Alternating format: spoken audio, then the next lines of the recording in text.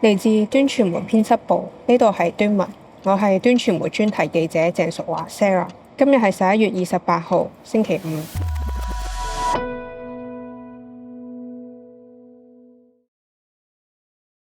我依家喺大埔廣福村社區會堂，距離大火開始已經超過1日。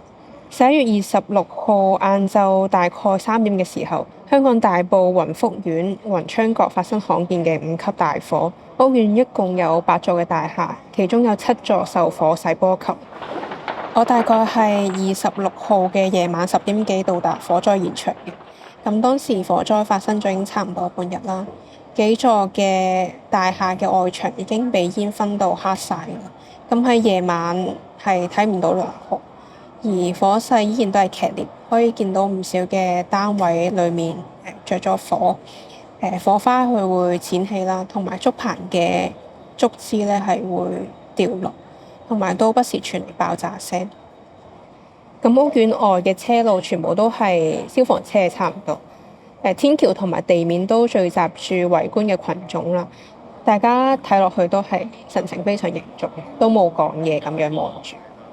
根據香港政府喺27號晏晝大概3點嘅時候提供嘅最新救援簡報啦，目前呢場大火已經造成至少55人死亡，其中包括1名殉職嘅37歲消防員。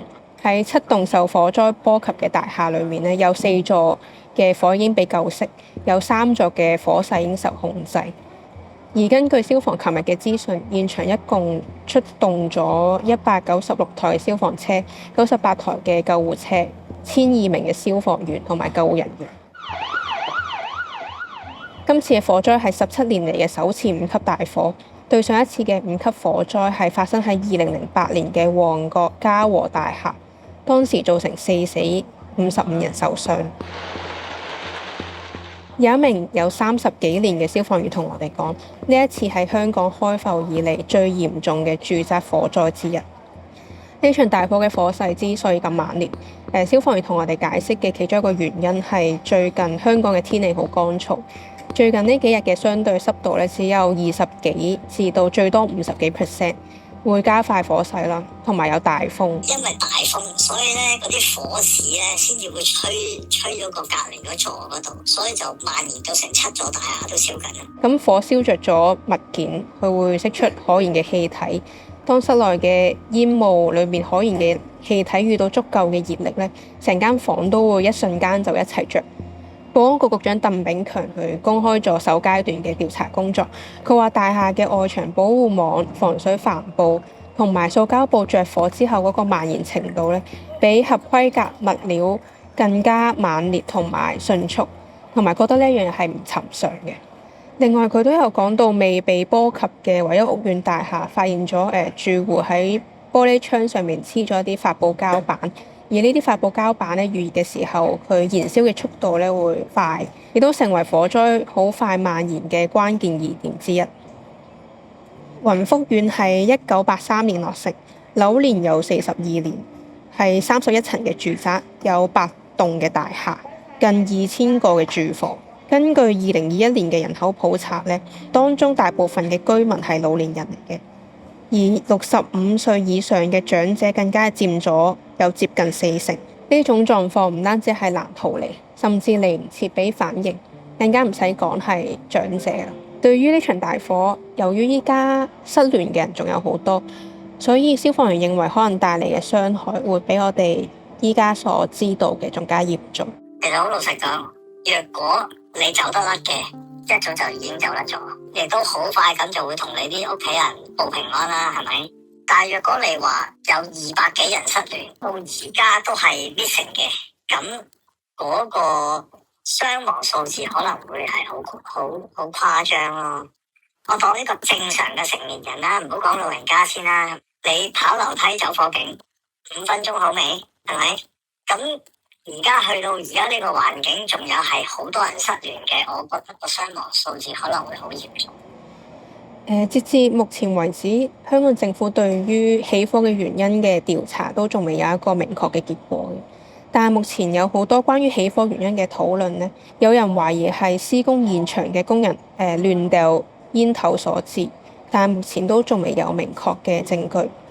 值得注意嘅係，唔少專家指出，今次大火之所以喺咁短嘅時間內可以咁快蔓延至7棟嘅大廈，同建築物外牆嗰個綠色嘅棚網好有關係。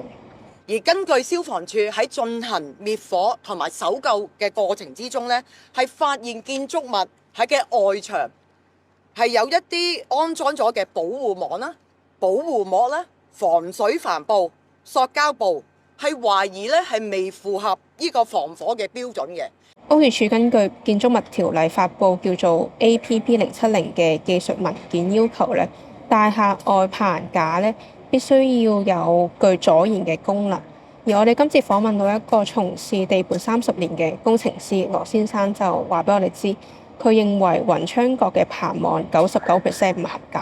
99% 唔合格㗎啦，因為即係正規嘅棚網係阻燃嘅，即係唔係防火，不過佢阻燃，即係你燒咧，佢會熄嘅，佢會即係自動熄滅嘅，佢就唔會蔓延落去嘅。咁樣蔓延法嘅棚網都90%係唔合格㗎啦。另外棚架可能有各式各樣嘅紙皮、雜物、天拿水，再加上環境乾燥啦，同埋樓宇密集，所以導致一旦着咗火，火勢就會好快咁樣蔓延。咁其實你見到咧，日頭應該係4、5點就係得一座樓燒緊嘅，你燒到入下咧，啲風一吹咧，左右隔離全部焫着晒。其實喺今年嘅10月，中環華茂大廈都曾經發生過3級火，同樣都係同外牆搭棚嘅工程有關。當其時，屋宇署就認為整體嘅樓宇結構冇明顯嘅危險啦，同埋有話到署方係調查緊外牆棚架去用嘅保護網係咪合規嘅。另外，屋宇署都向所有認可嘅建築專業人士同埋註冊承建商發通告啦，要求佢哋即刻去檢查建築物外牆用嘅保護網同埋防水油布呢啲材料嘅阻燃性能，以防範火災。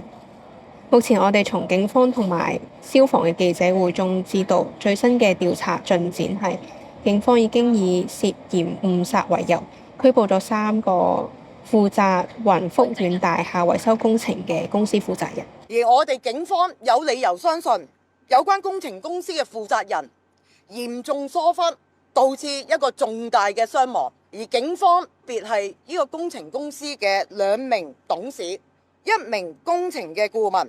香港特首李家超都喺星期4凌晨嘅記者會上邊表示，將會成立專責小組全面調查。最首要嘅工作就係撲滅咗今次嘅火災，同埋救援被困嘅居民。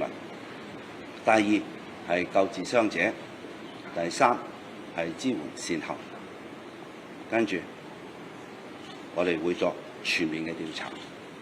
喺我知道大火發生之後6至7個鐘，大概凌晨時分，我嚟到中華基督教會廣福堂，呢度係火災其中一個庇護中心同埋失蹤者中心。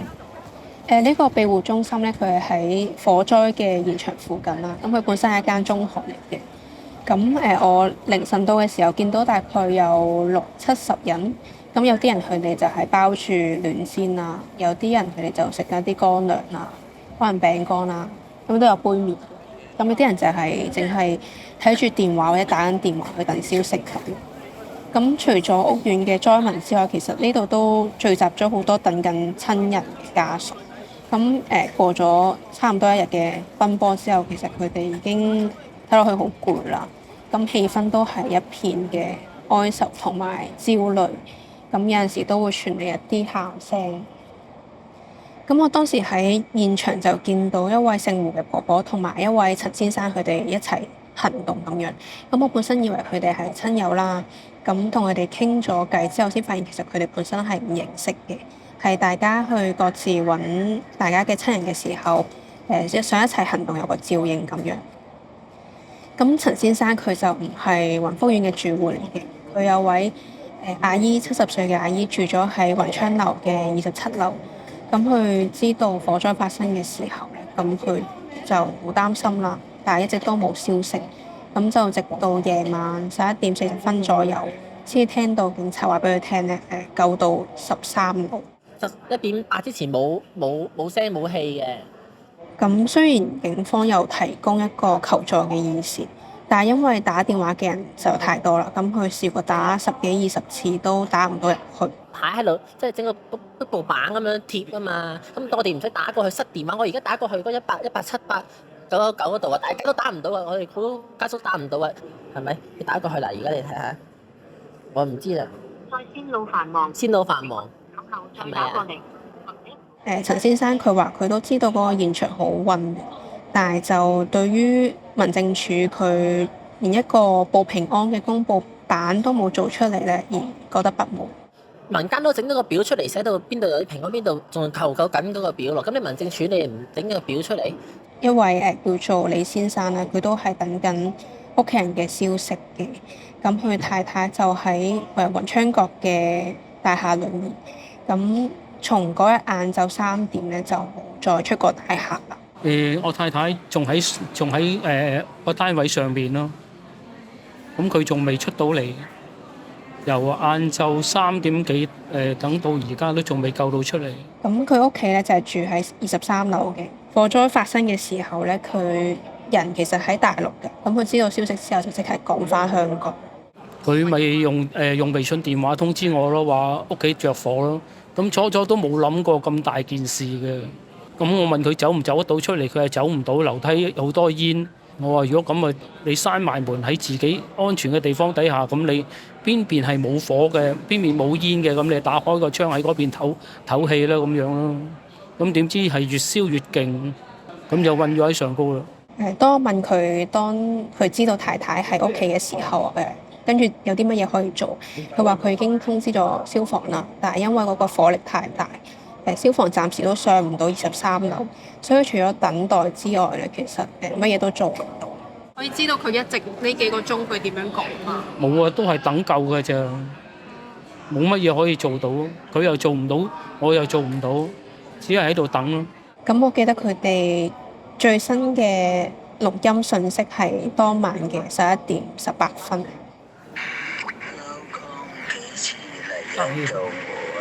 唔係好聽得清楚嘅，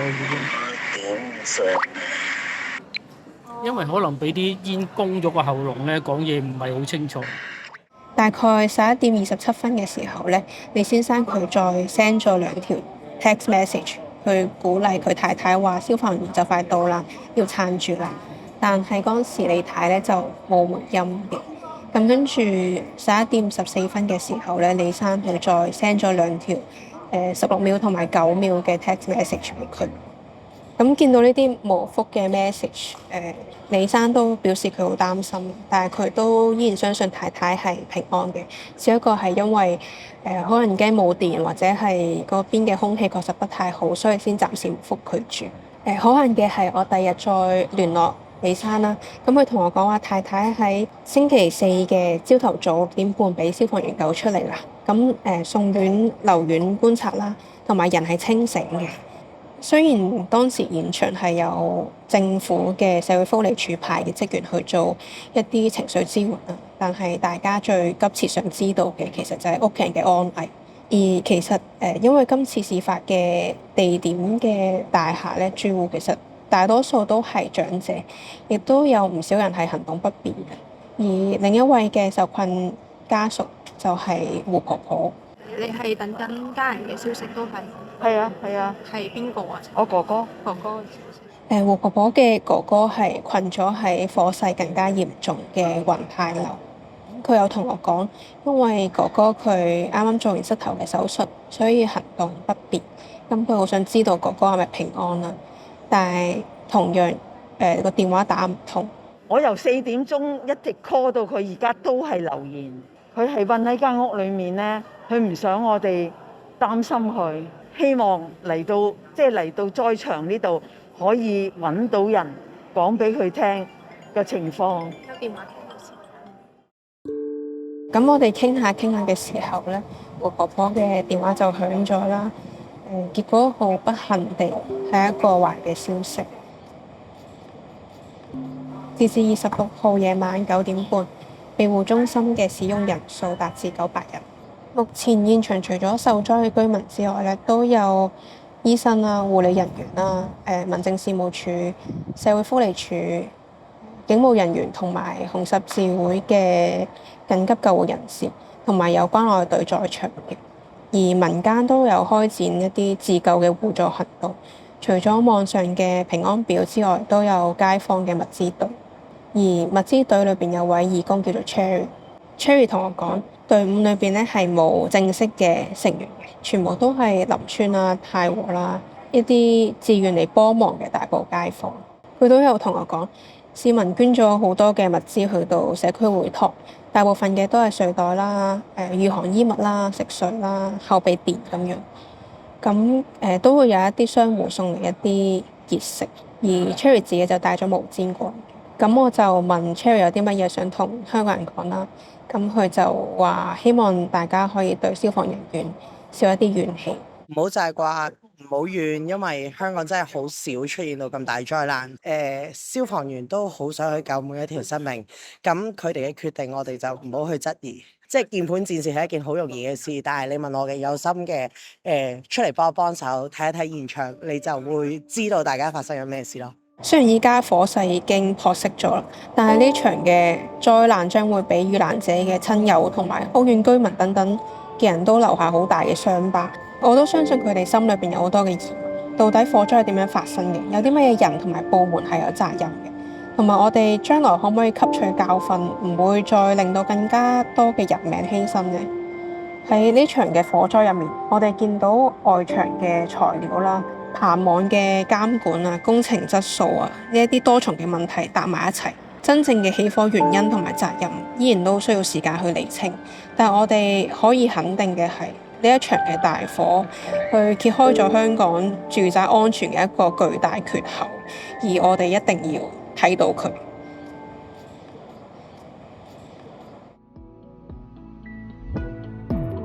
本期節目由端傳媒專題記者鄭淑華報導 ，Edison 製作 ，HY 陳麗雅編輯，剪輯與聲音設計黃百惠。有關香港世紀大火嘅後續消息，端傳媒將為你持續關注。請你繼續關注我哋嘅博客端文，以及我哋嘅 APP 或者社交媒體。我係 Sarah，我哋下次見。